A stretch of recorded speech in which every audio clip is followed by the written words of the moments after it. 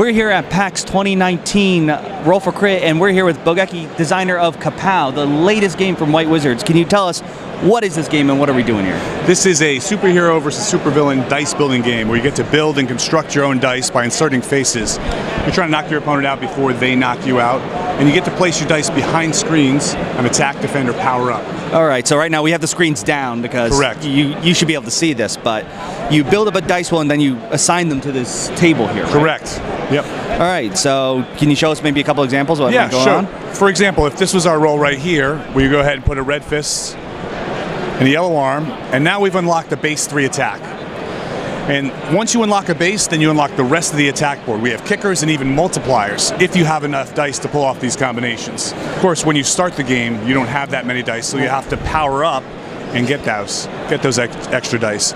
So you have attack and defend, and in both situations you have a base. The base unlocks the rest of the board. So your attack would be offset by their defense and vice versa. So here we have an attack of 3, and we'll use this wild face and this blank to add a kicker of 2, and now that's 5 damage. That damage would be offset by our opponent's defense and vice versa. Now, any of these games really do rely on the building aspect because people want to feel the power going up, and that's really where this column goes in. But not only is that getting more dice, like your regular dice builder, but then you have this dice that apparently you can different faces now attach to it? Correct. Yeah, so this is what we call the action dice, and this action dice is actually a prerequisite for some of the real powerful abilities. So, for example, you can go ahead and pardon me, I'm doing this one hand. Just snap these right in here, and you can go ahead and gain dice that way. There's a number of abilities over here that can go ahead and gain you multiple dice. All right, so like dice faces as well. So not only can I do this, but then I can, if I really want to make sure I want to go on an attack with a lot of red faces, I can make this just a giant red die. You can, yeah.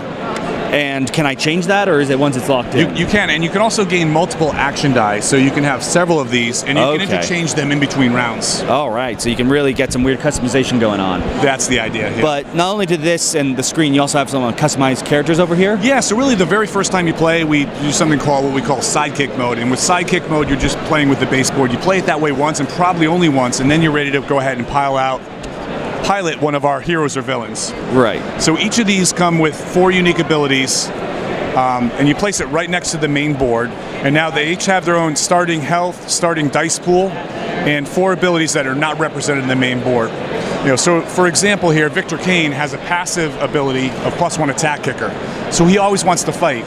Okay. He also has the lowest health total of any of the heroes or villains at 20. So he's trying to kill them off before they get him. Yes. He wants to fight and do damage always and often, and doesn't want to let his opponents scale up.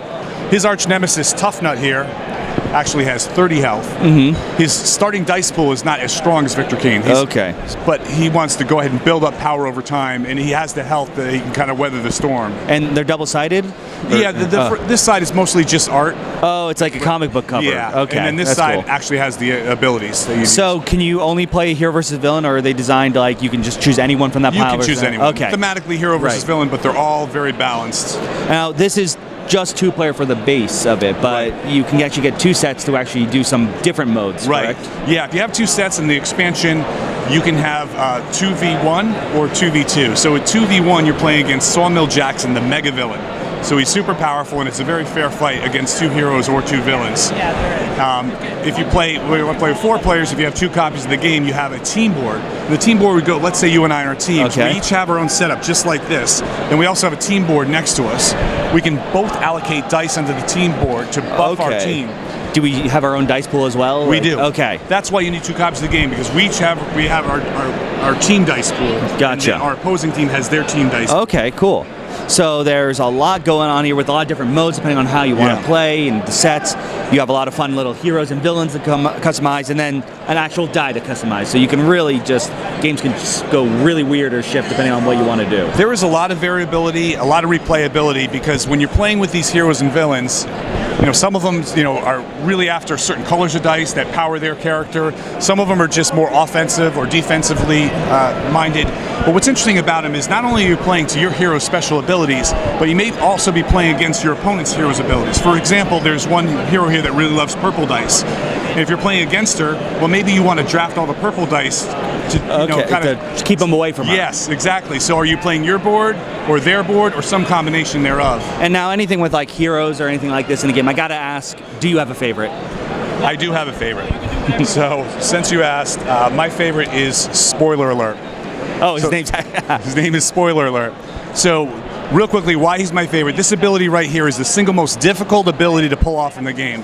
He has to have all these dice and dice faces, and he doesn't start with any of them. So first he has to accumulate all this and then roll it. And if he does, then he gets the most powerful ability in the game. Basically, he gets to lock in a 2 dice cost power, and it's automatic for the rest of the game. Oh, so he always has that going on. Right. So he wants to scale up and do this, but if he can't, there's alternate strategies for him. So if he feels like he's not going to get this, and if you're playing against him, you want to punish him before he does that, he can just shift gears, and this ability called Taunt up here is a very good brawling ability. It just gives him a lot of power to just outright brawl rather than scale. So it's not just a one linear strategy. There's different things you can do with all the heroes and villains. Well, they all sound really cool, and this is slated for around early 2020, I believe? Or? I think they're going to do another expansion with some additional heroes. It's available right now. Oh, great. We're selling it right here at the con, but there's going to be some new stuff coming out next year as well. So if that sounds cool to you, if you want to pick up a whole new hero game that isn't just Marvel or DC, or you want to just try something where you can build the dice, this may be the game for you. But this has been Will Keeler and Roll for Crit at PAX Unplugged. Never miss out by liking and subscribing, and you can also check out more on our Patreon. We're also on Facebook, Twitter, and Instagram, and Twitch, so follow us there.